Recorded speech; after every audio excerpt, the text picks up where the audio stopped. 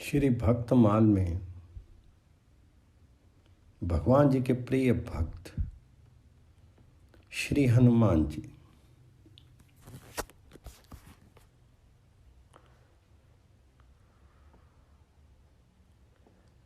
प्रणव पवन कुमार खल बन पावक ज्ञान घन जासु हृदय आगार बसी राम सर चाप धर।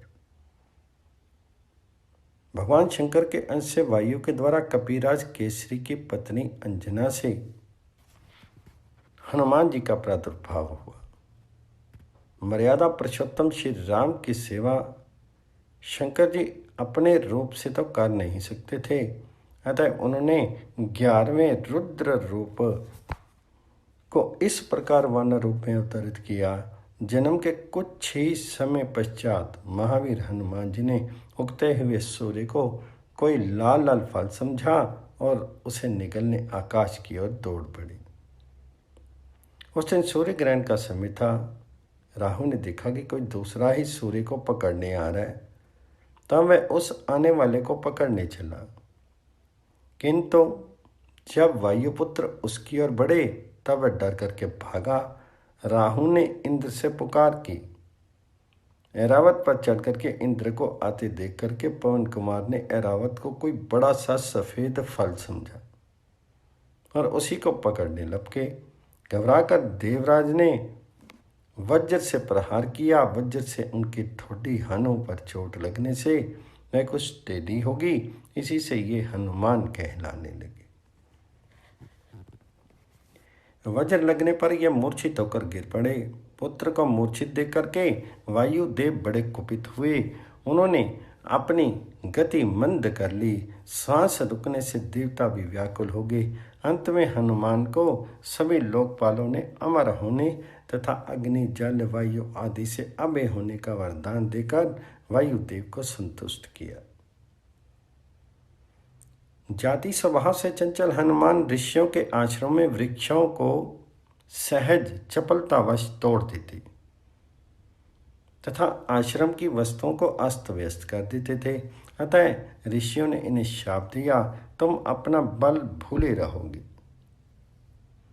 जब कोई तुम्हें समरण दिलाएगा तभी तुम्हें अपने बल का भान होगा। तब से ये सामान्य वानर की भांति रहने लगे। माता के आदेश से सूर्य नारायण के समीप जाकर के वेद वेदांग प्रभृति समस्त शास्त्रों एवं कलाओं का इन्होंने अध्ययन किया। उसके पश्चात किष्किंधा में आकर के सुग्रीव के साथ रहने लगे। सुग्रीव ने इन्हें अपने निजी सचिव बना लिया। जब बाली ने सुग्रीव को मारकर निकाल दिया तब भी ये सुग्रीव के साथ ही रहे। सुग्रीव के विपत्ति के साथी होकर के ऋष्य मुख पर ये उनके साथ ही रहते थे। बचपन में माता अंजना से बार बार आग्रह पूर्वक इन्होंने अनादि रामचरित्र सुना था। अध्ययन के समय वेद में पुराणों में श्री राम कथा का अध्ययन किया था। किष्किंधा आने पर यह भी ज्ञात हो गया कि प्रात पर प्रभु ने अयोध्या में अवतार धारण कर लिया। अब वे बड़ी उत्कंठा से अपने स्वामी के दर्शन की प्रतीक्षा करने लगे। श्रीमद् भागवत में कहा गया है, जो निरंतर भगवान जी की कृपा की आतुर प्रतीक्षा करते हुए अपने प्रारब्ध से प्राप्त दुख को संतोष पूर्वक भोगते रहकर हृदय वाणी तथा शीर से भगवान जी को प्रणाम करता रहता है। हृदय से भगवान जी का चिंतन, वाणी से भगवान जी के नाम गुण का गान कीर्तन और शीर से भगवान जी का पूजन करता रहता है, वह मुक्ति पद का सत अधिकारी हो जाता है। श्री हनुमान जी तो जन्म से ही माया के बंधनों से सर्वथा मुक्त थे। वे तो अहिर्निश अपने स्वामी श्री राम के ही चिंतन में लगे रहते थे। अंत में श्री राम अपने छोटे भाई लक्ष्मण के साथ रावण के द्वारा सीता जी के चुरा लिए जाने पर उन्हें ढूंढते हुए ऋष्यमुख पर्वत के पास पहुंचे। सुग्रीव को शंका हुई कि इन राजकुमारों को बाली ने मुझे मारने को न भेजा हो। अतः परिचय जानने के लिए उन्होंने हनुमान जी को भेजा। वे प्रवेश धारण करके हनुमान जी आए और परिचय पूछ करके जब अपने स्वामी को पहचाना तब वे उनके चरणों पर गिर पड़े। वे रोते रोते कहने लगे, एकू मैं मंद मोह बस, कुटिल हृदय अज्ञान, पुनि प्रभु मोहि बिसारेऊं, दीन बंधु भगवान। श्री राम ने उठा करके उन्हें हृदय से लगा लिया। तभी से हनुमान जी श्री अवधेश कुमार के चरणों के समीप ही रहे।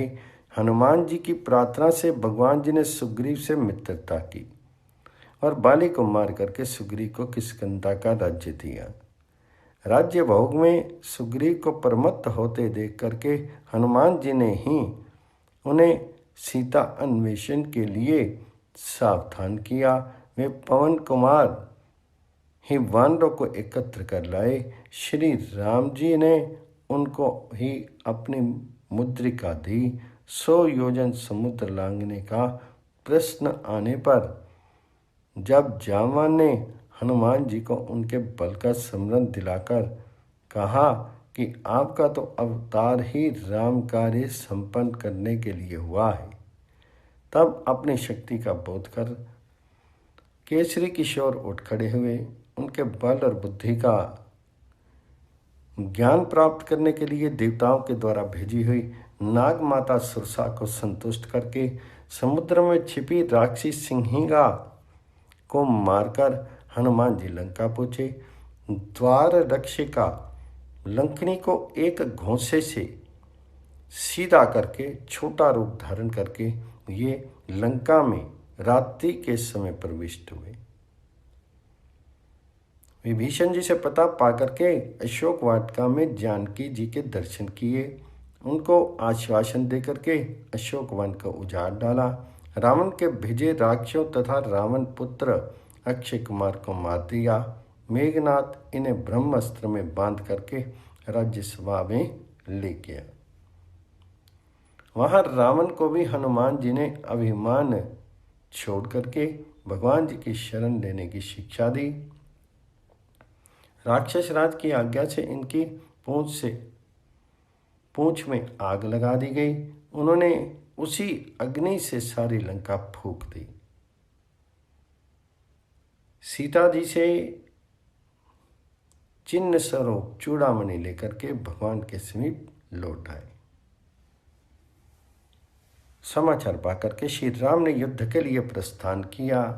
समुद्र पर सेतु बांधा, संग्राम हुआ और अंत में रावण अपने समस्त अनुचर बंधु बांधवों के साथ मारा गया। युद्ध में श्री हनुमान जी का पराक्रम, उनका शौर्य, उनकी वीरता सर्वोपरि रही। वानरी सेना के संकट के समय वे सदा सहायक रहे। राक्षस उनकी हुंकार से ही कांपते थे। लक्ष्मण जी तथा मेघनाथ की शक्ति से मूर्छित हो गए। तब मार्ग में पाखंडी काल नेमी को मार करके द्रोणाचल को हनुमान जी उखाड़ लाए और इस प्रकार संजीवनी औषधि आने से लक्ष्मण जी को चेतना प्राप्त हुई।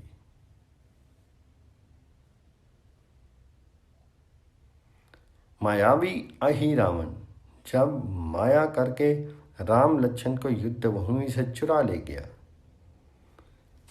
तब पाताल जाकर के अहि रावण का वध करके हनुमान जी श्री राम को भाई लक्ष्मण जी के साथ ले आए। रावण वध का समाचार श्री जानकी को सुनाने का सौभाग्य और श्री राम लौट रहे हैं, ये आनंददायक समाचार भरत जी को देने का गौरव भी प्रभु ने अपने प्रिय सेवक हनुमान जी को ही दिया। हनुमान जी विद्या, बुद्धि, ज्ञान तथा पराक्रम की मूर्ति हैं, किंतु इतना सब होने पर भी अभिमान उन्हें छू तक नहीं गया। जब वे लंका जला करके अकेले ही रावण का मान मर्दन करके प्रभु के पास लौटे और प्रभु ने पूछा कि त्रिभुवन विजयी रावण की लंका को तुम कैसे जला सके? तब उन्होंने उत्तर दिया, शाखा मृग के बड़ी मनुसाई, शाखा ते शाखा पर जाई, नाधी सिंधु हाटकपुर जारा, निशिचर गण विधि विपिन उजारा, सो सब तव प्रताप रघुराई, नाथ न कछु मोरी प्रभुताई। हनुमान जी आजन्म नैष्ठिक ब्रह्मचारी हैं, व्याकरण के महान पंडित हैं, वेदज्ञ हैं, ज्ञान शिरोमणि हैं, बड़े विचारशील, तीक्ष्ण बुद्धि तथा अतुल पराक्रमी हैं। श्री हनुमान जी बहुत निपुण संगीतज्ञ और गायक भी हैं। एक बार देव ऋषि दानवों के एक महान सम्मेलन में जलाशय के तट पर भगवान शंकर तथा देव ऋषि नारद आदि गा रहे थे। अन्यायन देव ऋषि दानव भी योग दे रहे थे। इतने में ही हनुमान जी ने मधुर स्वर में ऐसा सुंदर गान आरंभ किया कि जिसे सुनकर के उन सब के मुख मलान हो गए, जो बड़े उत्साह से गा बजा रहे थे, और वे सभी अपना अपना गान छोड़ करके मोहित हो गए तथा चुप होकर के सुनने लगे। उस समय केवल हनुमान जी ही गा रहे थे। जब तक पृथ्वी पर श्री राम की कथा रहेगी तब तक पृथ्वी पर रहने का वरदान उन्होंने स्वयं प्रभु से मांग लिया। श्री राम जी के अश्वमेध यज्ञ में अश्व की रक्षा करते हुए जब अनेक महासंग्राम हुए तब उनमें हनुमान जी का पराक्रम ही सर्वत्र विजय हुआ। महाभारत में भी केसरी कुमार का चरित्र है। वे अर्जुन के रथ की ध्वजा पर बैठे रहते थे। उनके बैठे रहने से अर्जुन के रथ को कोई पीछे नहीं हटा सकता था। कई अवसरों पर उन्होंने अर्जुन की रक्षा भी की। एक बार भीम, अर्जुन और गरुड़ को आपने अभिमान से भी बचाया था। कहते हैं कि हनुमान जी ने अपने वज्र नख से पर्वत के शिलाओं पर एक रामचरित काव्य लिखा था। उसे देखकर के महर्षि वाल्मीकि को दुख हुआ कि यदि यह काव्य लोक में प्रचलित हुआ तो मेरे आदि काव्य का समादर नहीं होगा। ऋषि को संतुष्ट करने के लिए हनुमान जी ने वे शिलाएं समुद्र में डाल दी। सच्चे भक्त में यश मान बढ़ाई की इच्छा का लेश भी नहीं होता। वह तो अपने प्रभु का पावन यश ही लोक में गाता है। श्री राम कथा श्रवण, राम नाम कीर्तन के हनुमान जी अनन्य प्रेमी हैं। जहाँ भी राम नाम का कीर्तन या राम कथा होती है वहाँ वे गुप्त रूप से आरंभ में ही पहुँच जाते हैं। दोनों हाथ जोड़ करके सिर से लगाए सबसे अंत तक वहाँ वे खड़े ही रहते हैं। प्रेम के कारण उनके नेत्रों से बराबर अश्रु झरने लगते हैं।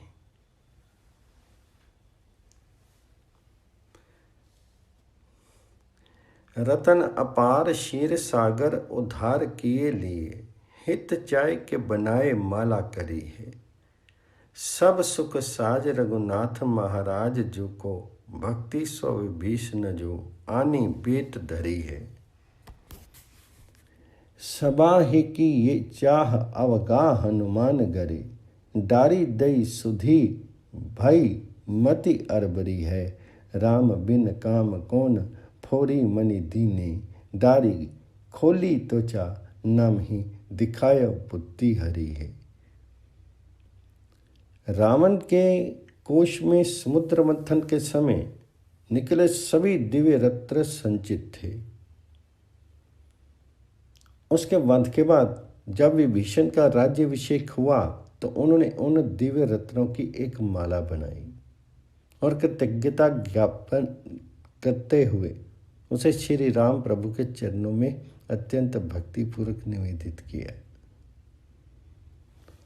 उस दिव्य रत्नमाला के लिए समस्त वानर भालुओं का मन ललायित हो गया।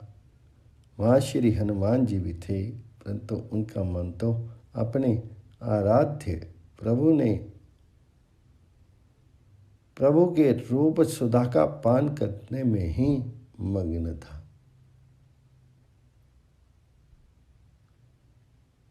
ये देख करके प्रभु ने वह माला श्री हनुमान जी के गले में डाल दी।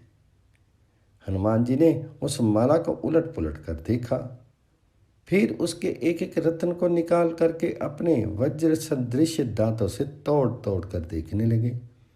उन्हें ऐसा करते देखकर विभीषण जी ने पूछा, हनुमान जी, आप इस अमूल्य रत्नों को क्यों नष्ट कर रहे हैं?